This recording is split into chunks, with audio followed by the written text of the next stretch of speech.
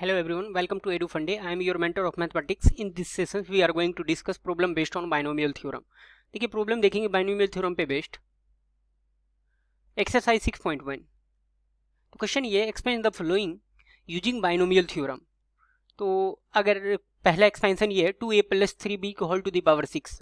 अब इसको क्या करना, बाइनोमियल थ्योरम के अकॉर्डिंग एक्सपेंड करना है. तो 2a + 3 की पावर 3b की होल टू द पावर 6 को एक्सपेंड करना है. तो आप क्या करेंगे, 2a + 3b को x + a की whole to the power n से कंपेयर कर लेंगे.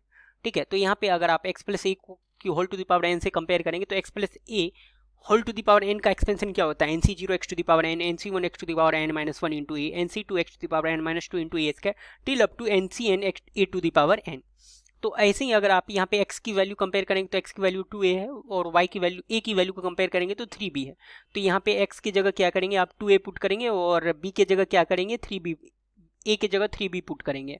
तो अगर आप देखें इस एक्सपेंशन को लेंगे तो ये क्या आ रही है, 64 to the power a to the power 6 plus 576 a to the power 5 into b, 2160 a to the power 4 b square, 4320 a cube b cube plus 4860 a square b to the power 4 plus 2916 a b to the power 5 plus 729 b to the power 6. Next, अब इसको भी expand करना, 2/3x plus 7/4y whole to the power 5. इसको expand करने के लिए फिर से हम क्या करेंगे, कंपेयर कर लेंगे और यहाँ पे x की वैल्यू क्या हो जाएगी 2/3x और a की वैल्यू क्या हो जाएगी 7/4y. तो अगर उस एक्सपेंशन में हम यहाँ पे वैल्यू पुट कर देंगे तो ये वैल्यू आ रही है, यहाँ पे देख लीजिए आप. नेक्स्ट टर्म्स क्या है, 3 + x - x का होल टू द पावर 4. अगर इसको एक्सपेंड करना है तो इस बार वैल्यू अगर आप कंपेयर करेंगे तो इस बार दो टर्म्स में इनको डिस्ट्रीब्यूट कर दीजिए. तो a की जगह आप x की जगह क्या रखेंगे 3 + x और a की जगह क्या रखेंगे -x स्क्वायर. तो फिर से आप इनको खोलेंगे तो वो क्या होती है, एक्सपेंशन क्या होती है, nc0 x to the power n plus nc1 x to the power n - 1 into a और वैल्यू x की वैल्यू पुट करेंगे 3 + x और a की वैल्यू पुट करेंगे -x स्क्वायर. तो अगर इसको आप अगर सिंप्लीफाई करेंगे तो यहाँ से ये वैल्यू कितनी आ रही है देख लीजिए. तो ये टर्म्स आ रही है x to the power 8 - 4x to the power 7 - 6x to the power 6 plus 32x to the power 5 plus 90x to the power 4 - 96x cube - 54x square plus 108x plus 81. Next, write down and simplify seventh term in 4/x³ plus x square by 2 की whole to the power 14. आपसे क्या बोला है, इसकी seventh terms को आपको लिखना है, रिटर्न करना है. तो आपको पता है जनरल टर्म्स क्या होती है, TR+1 के बारे में आप जानते हैं. TR+1 की वैल्यू क्या होती है, NCR into x to the power n - r into a to the power r. तो TR+1 तो T7 को क्या लिखेंगे T6+1 और फिर आप क्या लिखेंगे उस एक्सपेंशन से, TR+1 के एक्सपेंशन से 14c6 इंटू 4/x³ के whole to the power 14 - 6 x square by 2 whole to the power 6. अगर इस एक्सपेंशन को खोले तो यहाँ से ये वैल्यू कितनी आ रही है 14c6 4 to the power 8 upon x to the power 24 into x to the power 12 upon 4 cube. ठीक है, तो इस वैल्यू को कैलकुलेट कर लिया हमने. Next, find the fourth term from the end in the expansion 2a + 5b whole to the power 8. here given 2a + 5b whole to the power 8. rth term from the end equal to n - r. ये formula यहाँ से आपको ध्यान रखना पड़ेगा. क्या ये formula क्या है, rth term from the end equal to n - r plus 2th term from the beginning, 2th term from the beginning. तो अगर आप fourth term from the last देखना चाहते हैं तो आप क्या हो जाएगी देखिए 8 - 4 plus 2th term from the beginning. तो ये वैल्यू अगर आप देखें तो यहाँ से क्या आ रही है 6 टर्म फ्रॉम द बिगनिंग. तो आपको अगर फोर्थ टर्म फ्रॉम लास्ट देखना है तो 6 टर्म फ्रॉम द बिगनिंग देखना है. तो T6 निकालने का वे क्या हो सकता है, T6 निकालने का वे क्या हो सकता है T5+1 और फिर हम जानते हैं TR+1 की वैल्यू क्या होती है NCR into x to the power n - r into a to the power r. अगर इस वैल्यू को देखें तो यहाँ पे पुट करेंगे वैल्यू तो क्या हो जाएगी 8c5 इंटू 2a की पावर 8 - 5 इंटू 5b की पावर 5. अगर इस कैलकुलेशन को देखें तो यहाँ से कितनी आ रही है 8c5 इंटू 2 की पावर क्यूब इंटू 5b की पावर 5. तो इसको और भी सिंप्लीफाई करें तो ये क्या आ रही है देखिए T6 की वैल्यू आ जाएगी 8c5 इंटू 2 की cube into 5 to the power 5 into a cube into b to the power 5. Next question है, find the coefficient of x to the power -6 in 3x - 4/x to the power 10.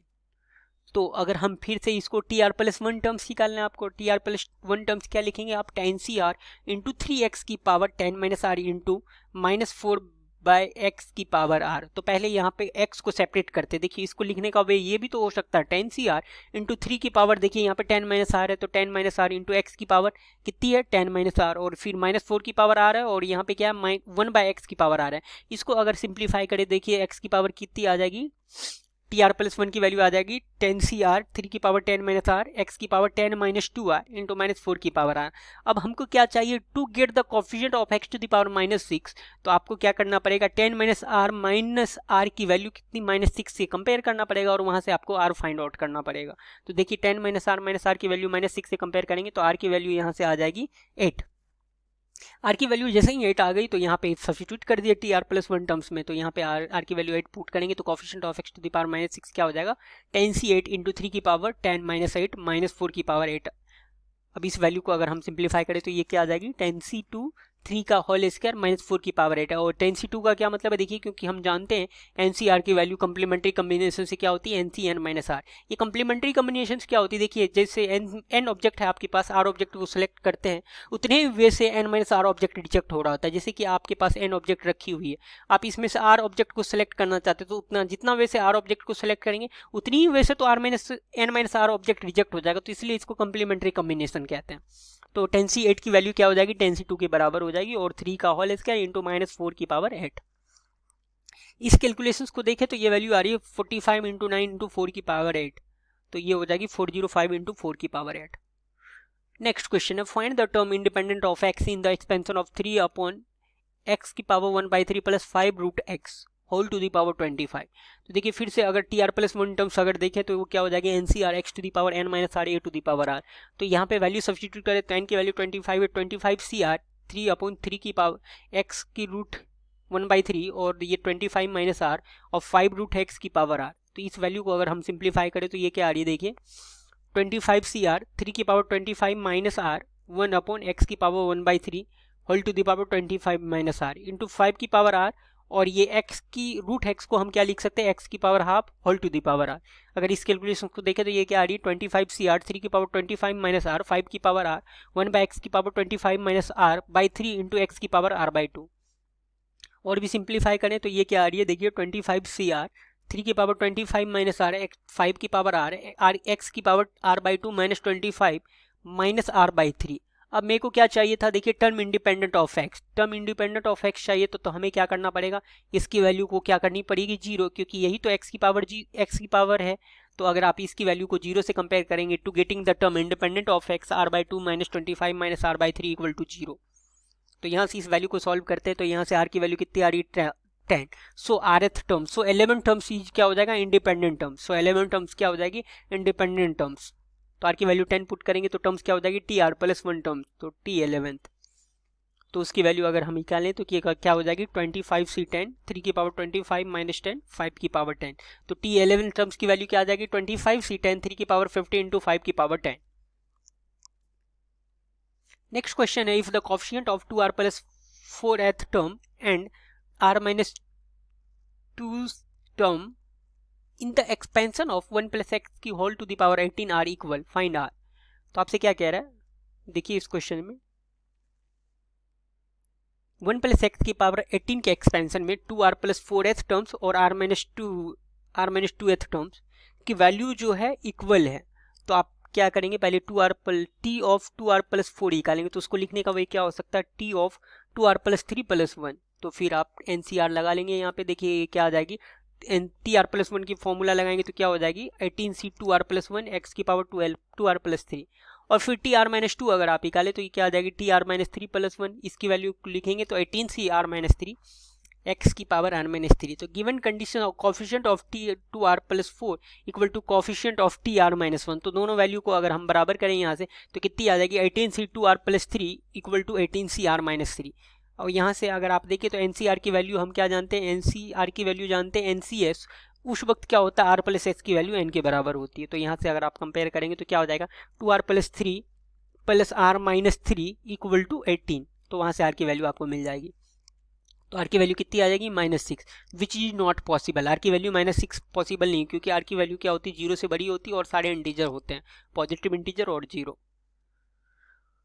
और दूसरी case क्या है, देखिए अगर आप यहाँ से आर की वैल्यू कितनी हो रही है, देखिए 2r + 3 + r - 3 = 18, तो 3r की वैल्यू कितनी आ जाएगी 18, तो r की वैल्यू क्या हो जाएगी 6। 7th, if a and b are the coefficient of x to the power n, question number 7 देखें, if a and b are the coefficient of x to the power n in the expansion 1 + x की power 2n and 1 + x की power 2n - 1 respectively, then find the value of a by b। आपसे क्या कह रहा है, a और b coefficient x to the power n in expansion 1 + x की power 2n और in the expansion 1 + x की पावर 2n - 1। ठीक है, तो आपको a बाय b का रेशियो फाइंड करना है। देखिए 1 + x की पावर 2n एक्सपेंशन है, तो उसको आप क्या लिख सकते हैं, जनरल टर्म्स क्या हो जाएगा, tr + 1 इक्वल टू, हम जानते हैं 1 + x to the power n के एक्सपेंशन में क्या होता है, ncr x to the power r। अगर यहाँ से देखें तो tr + 1 क्या हो जाएगी 2ncr, n की जगह 2n रिप्लेस कर दीजिए आप, 2ncr x to the power r। तो coefficient of x to the power r देखें तो क्या हो जाएगा 2ncr, तो ये इक्वल टू क्या हो जाएगा, coefficient of x to the power r n आपको चाहिए, x to the power n चाहिए ना आपको, तो आप क्या करेंगे r की वैल्यू को n रिप्लेस कर देंगे, तो इधर से क्या आ जाएगा a की वैल्यू 2ncn। ऐसे ही अब अनदर एक्सपेंशन है 1 + x की पावर 2n - 1, तो tr + 1 निकालने का वे क्या हो सकता है 2n - 1, n की जगह आप 2n - 1 रिप्लेस करेंगे, 2n - 1 cr x to the power r में हमें क्या चाहिए coefficient x to the power r, तो r की वैल्यू आप क्या सब्स्टिट्यूट करेंगे, r की वैल्यू क्या सब्स्टिट्यूट करेंगे n से, क्योंकि coefficient of x to the power n निकालना है, तो r की वैल्यू आप क्या करेंगे n पुट करेंगे, तो ये क्या आ जाएगा 2n - 1 cn। अब इनको दोनों की वैल्यू बराबर है, तो a बाय b का रेशियो निकालना है, तो देखिए 2ncn अपॉन 2n - 1 cn, इस वैल्यू को सिंप्लीफाई करें तो ये क्या आ जाएगा, देखिए 2n factorial upon n factorial 2n - n factorial, नीचे की वैल्यू को सिंप्लीफाई करें तो क्या आ रही है 2n - 1 factorial upon n factorial upon 2n - 1 - n factorial. Simplify करते हैं इनको, देखिए ये कैंसिल हो रही है, रिड्यूस करके कैंसिल हो रही है, तो इसकी वैल्यू क्या आ रही है 2n/n equal to a by b का रेशियो क्या आ जाएगा 2, तो यहाँ से a बाय b का रेशियो हमें पता चल गया और उसकी रेशियो आ रही है 2। नेक्स्ट क्वेश्चन है, find the number of terms in the expansion 2x + 3y + z की होल टू द पावर 7। अगर इसकी सॉल्यूशंस को देखें तो देखिए इस एक्सपेंशन में हमें क्या करना पड़ेगा, the number of terms in the expansion a + b + c की पावर n ईच, तो ये हम जानते हैं क्या होता है, देखिए n + 2c2, तो नंबर ऑफ टर्म्स निकालने का वे क्या हो जाएगा n + 2c2, तो n + 2 n की वैल्यू कितनी है 7, तो 7 + 2c2 9c2 की वैल्यू क्या होगी 9c2 की वैल्यू क्या आ जाएगी 9 × 8 अपॉन 2, तो ये हो जाएगी 36, तो इसकी वैल्यू कितनी हो जाएगी, नंबर ऑफ टर्म्स कितनी हो जाएगी 36। ट्रिनोमियल में नंबर ऑफ टर्म्स निकालने का वे क्या होता है n + 2c2। Next question, find the number of irrational terms in the expansion of 5 की पावर 1/6 + 2 की power 1/8 whole to the power 100। तो हम क्या करेंगे, देखिए टोटल नंबर ऑफ टर्म्स क्या है 5 की पावर 1/6 2 की पावर 1/8 टू द पावर 100, तो अगर आप देखें तो 101 टर्म्स, क्योंकि यहाँ n की वैल्यू कितनी है 100, तो टोटल नंबर ऑफ टर्म्स क्या होती है n + 1, तो tr + 1 निकालने का वे क्या होगा ncr × x to the power n - r × a to the power r, तो 100 cr 5 की पावर 1/6 की पावर 100 - r इंटू 2 की पावर 1/8 इंटू 2 की power 1/8 to the power r, तो अगर इस वैल्यू को देखें तो ये क्या आ रही है 100 cr 5 की पावर 100 - r/6 इंटू 2 की पावर r/8, तो here we find number of irrational terms, for that first we find number of rational terms. तो यहाँ पे देखिए आपको इरेशनल टर्म फाइंड आउट करना है, तो पहले रेशनल टर्म्स देख लीजिए, क्योंकि इजी है, रेशनल टर्म को फाइंड आउट करना इजी होता है, ठीक है। तो आप देखिए यहाँ से क्या है, रेशनल टर्म्स कब आएगी, जब 100 - r/6 की वैल्यू जिस r पे इंटीजर आ रही है 2 की r/8 की वैल्यू उस r पे इंटीजर होनी चाहिए, तो उससे क्या हो जाएगा वो रेशनल टर्म्स जनरेट हो जाएगी, ठीक है। तो 100 - r/6 each integer if r equal to 4 10 16 22 28 34 40 46 52 58 64 70 76 78 82 88 94 100, are की वैल्यू अगर ये वैल्यू रखते हैं तो ये सारी टर्म्स इंटीजर, तो आर की वैल्यू अगर ये सारी वैल्यू रखते हैं तो 100 - r/6 की वैल्यू क्या होगी इंटीजर होगी। अब देखते हैं 8r/8 भी तो हमें इंटीजर चाहिए, तो इन सारी r में से आप r की वैल्यू देखिए, r की जो ये वैल्यू आ रही है यहाँ पे अगर आप देखें तो r की वैल्यू 4 10 16, इसमें से वैल्यू सेलेक्ट कीजिए कौन सी r पे, ये r/8 भी इंटीजर आ रही है, तो देखिए यहाँ से अगर आप देखें तो r की वैल्यू इंटीजर्स क्या होती है 0 8, अब देखिए ये सारी r की वैल्यू हमने देखा इस पे इंटीजर हो रही है, तो r की वैल्यू लेनी कहाँ से कहाँ तक 0 से 100 तक, क्योंकि n की वैल्यू 100 है यहाँ पे। अब देखिए इसमें से कॉमन r कौन सी है जहाँ पे दोनों वैल्यू इंटीजर है, तो कॉमन r की वैल्यू अगर आप देखें दोनों इंटीजर है, तो यहाँ 16 दोनों में है, 40 दोनों में है, 64 दोनों में है, 88 दोनों में है। तो आर की कितनी value, number of rational terms कितनी हो जाएगी 4, नंबर ऑफ रेशनल टर्म्स कितनी हो जाएगी 4। तो इरेशनल टर्म्स क्या हो जाएगी, क्योंकि हम जानते हैं टोटल 101 टर्म्स है, तो रेशनल जिसमें 4 है, तो इरेशनल टर्म्स कितनी हो जाएगी 101 माइनस 4 इक्वल टू 97। तो नंबर ऑफ रेशनल टर्म्स क्या आ जाएगी इस एक्सपेंशन में 97। तो देखिए जब भी कभी इरेशनल टर्म्स आपको निकालना तो आप ट्राई कीजिए क्या इरेशनल टर्म्स के बजाय रेशनल टर्म्स को फाइंड आउट करें, और फिर टोटल नंबर ऑफ टर्म्स में से आप नंबर ऑफ रेशनल टर्म्स को रिमूव कर दे, तो उससे क्या हो जाएगी नंबर ऑफ इरेशनल टर्म्स आ जाएगी। I hope this session was productive for you. Thanks for watching.